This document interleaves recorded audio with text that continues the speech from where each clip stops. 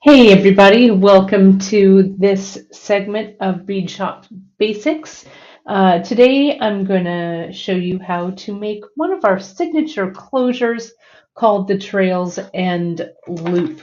Now the Trails End, that's a project that Janice has done, and it's a real bead shop classic, and I'm going to show you what it looks like here, and then I'll go over the steps. So this will be a great video for you just to refer back to when you were like, oh, I want to use that closure, but I just can't remember how to do it.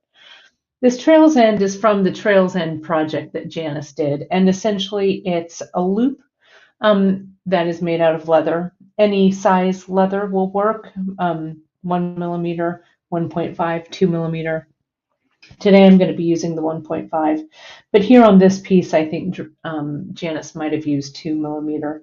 But anytime you want kind of a rustic looking closure for your piece, or if you need to extend the piece at all, this is a great way to do it. And you can see how this just comes in and closes up just like that.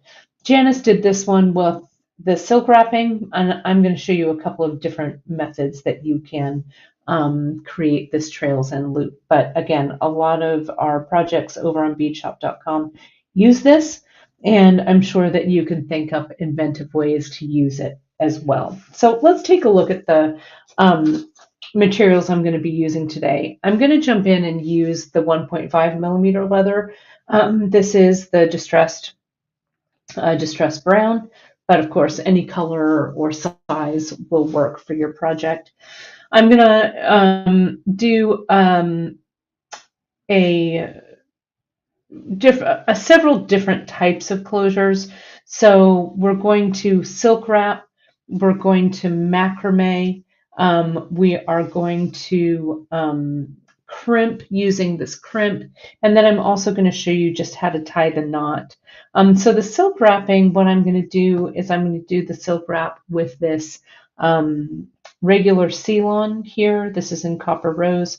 I'm going to do the macrame closure with this 0.5 millimeter Chinese knotting cord, and then I've used just this regular transition, and I'm going to show you how to crimp it that way.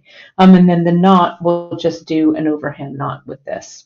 So to decide how long you need this closure to be, right? I'm going to cut, I don't know, maybe about 5 inches worth of cord here. And you can make your cord, your loops on this thing, as large or as small as you want them to be. On this one that Janice did, you can see that one loop is larger to accommodate the button, and then one is a little smaller that connects to the project. You can do it that way. You can make them equal. It doesn't make any difference, really, whatever works for you.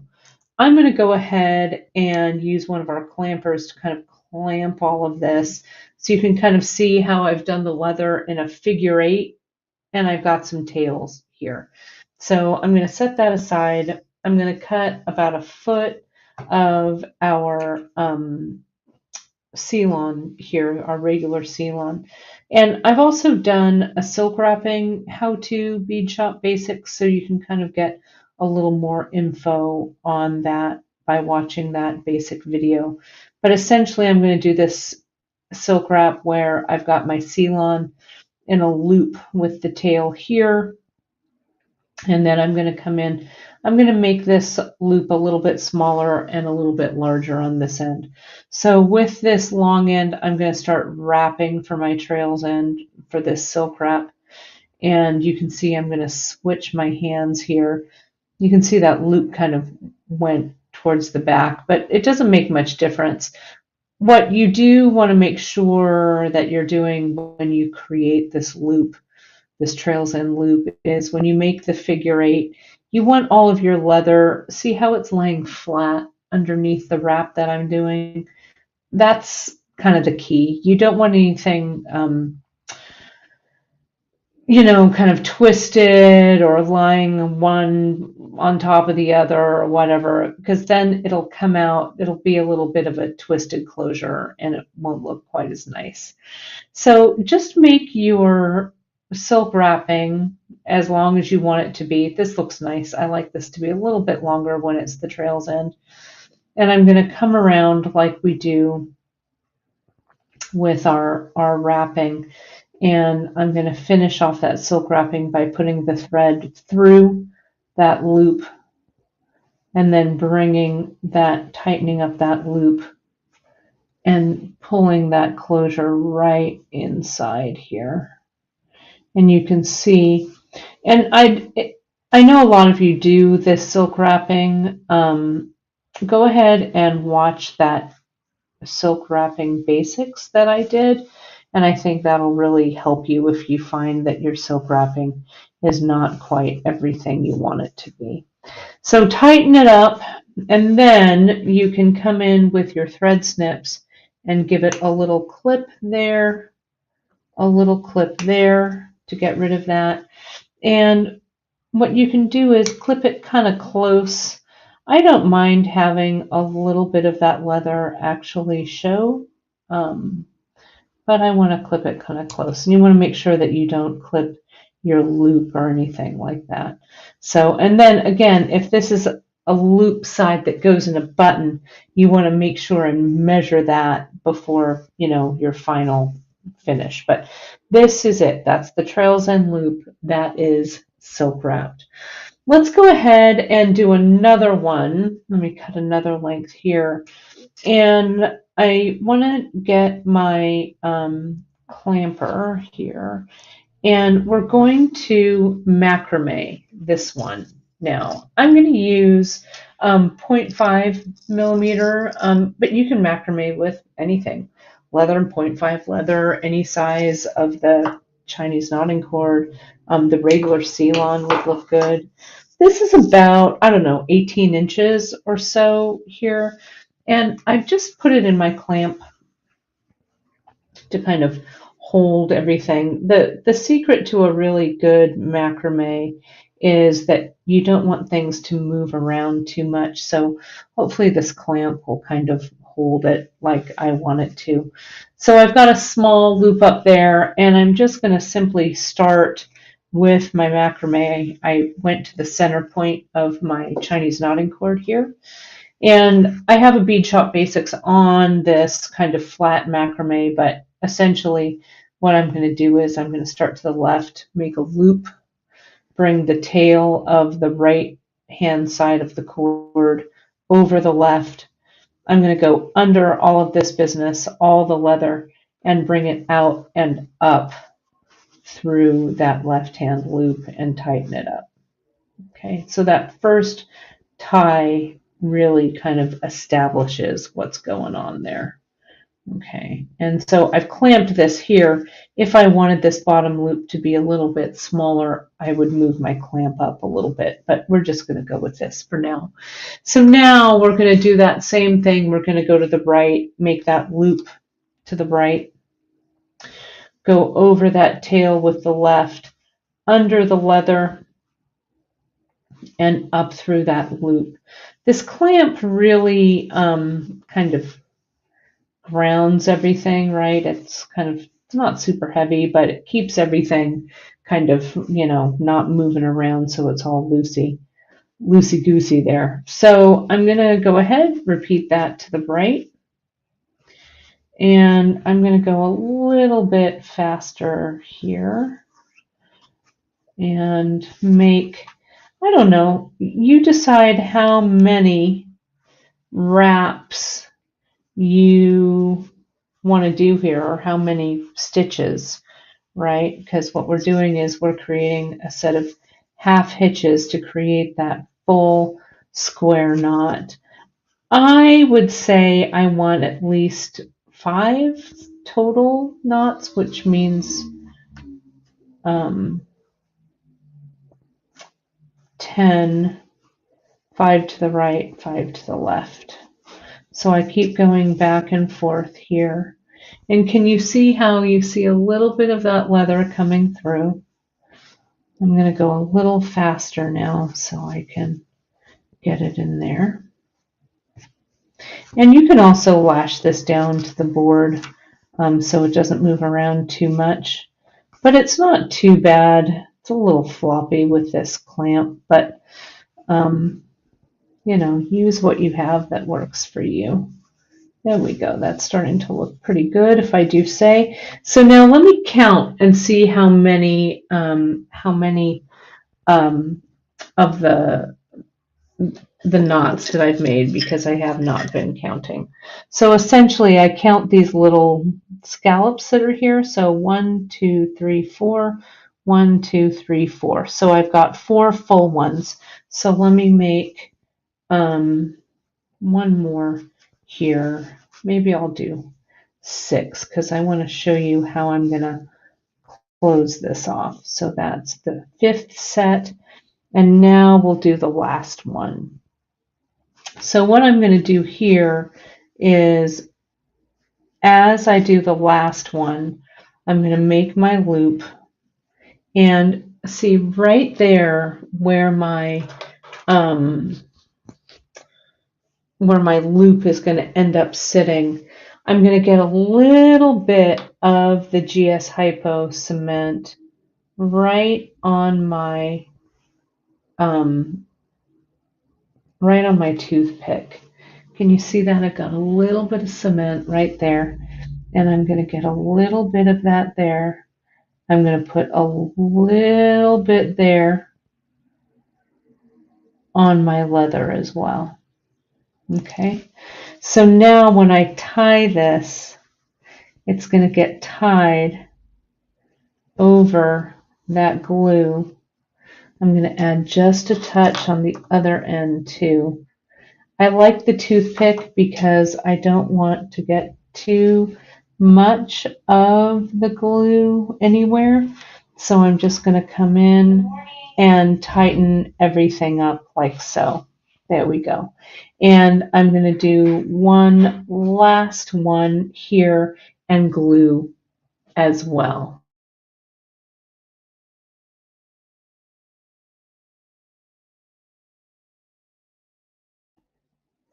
Okay, so let me get that glue right there.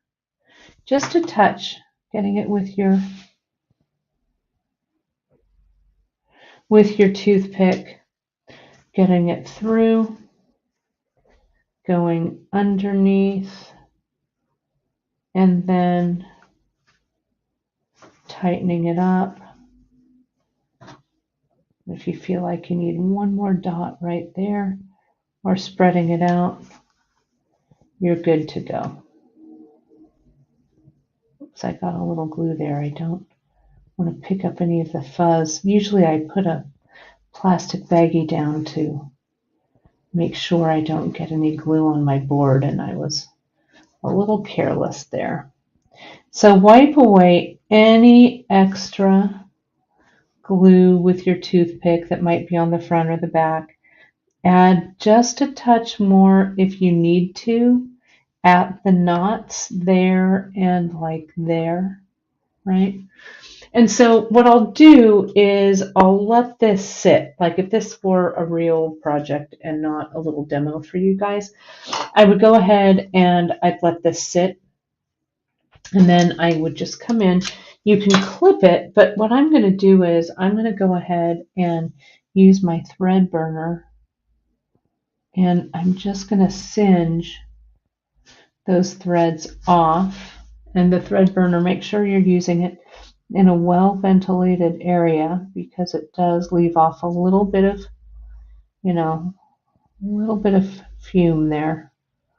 So tap it, turn it on, tap it just a little to get any little extra bits away. So there's that. And now you can cut your extras, your extra ends away. So this one is a little bit larger. So that looks very nice. So we've got these two different sizes. So now let me show you one that's super easy. The next two are really easy and don't take any time. So if you're pressed for time and you're like, oh my gosh, I've got to finish this piece like yesterday. So what you do is I'm just going to come in, I'm going to put this crimp that we call the transition crimp, and I'm just going to put my leather through it like that. loop it back through like that. And sometimes if you have trouble looping your leather through, you can, I'm going to go ahead and angle cut that so it'll go through just like so. And now you can adjust however, whatever size loop you want. I don't know if that was the button side and that would go to the closure, whatever, however it would work. Then you just crimp it down like we do for all of our projects. We use this in our prairie project. We use these little transition crimps for a lot of things. So I come in and really gently, see how I'm at the back part of my plier. I'm using my chain nose that's nice and it doesn't, it's nice and smooth, the heads are, so it doesn't mark my crimp at all. And then I just come in and simply clip those ends away, like so. So I'm there. All right, so let me get those back in. So the last one is just a simple knot. And I want to show you just this overhand knot, but essentially what I do, I hope I cut this long enough, I'll make my kind of that figure 8 and I'll just make a loop with that 8, and I need to get all of this stuff through that loop. It's kind of a random, it's a little hard to kind of, what do I want to say, adjust the length of this, but see how I went through.